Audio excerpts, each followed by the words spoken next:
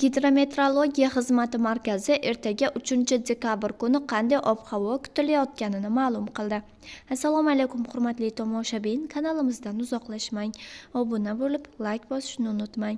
Sizni qiziqtirgan eng tezkor, eng ishonchli va eng so'nggi ma'lumotlarni faqat bizning kanaldan topishingiz mumkin. O'tkazib yubormang. Toshkent shahri. Havo o'zgarib turadi.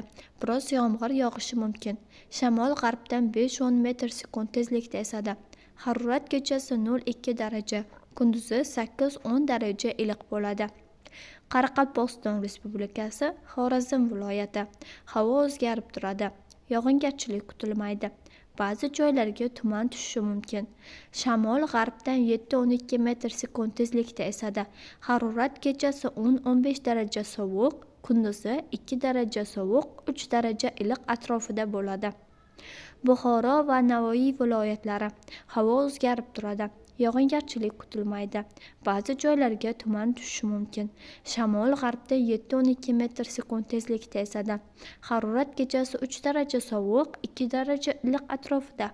Kunduzi 5-10 daraja iliq bo'ladi. Toshkent, Sirdaryo, Samarqand va Jizzax viloyatlari. Havo o'zgarib turadi. Ba'zi joylarda biroz yomg'ir yog'ishi mumkin. Ba'zi joylarga tuman tushishi mumkin. Shamol g'arbdan 7-12 metr/sekund tezlikda esadi. Harorat kechasi 2 daraja sovuq, 3 daraja iliq. Kunduzi 5-10 daraja iliq atrofida bo'ladi. Qashqadaryo va Surxondaryo viloyatlari. Havo o'zgarib turadi. Yog'ingarchilik kutilmaydi. Ba'zi joylarga tuman tushishi mumkin. Shamol g'arbdan 7-12 metr/sekund tezlikda esadi. Harorat kechasi 0-5 daraja, kunduzi 8-13 daraja iliq bo'ladi.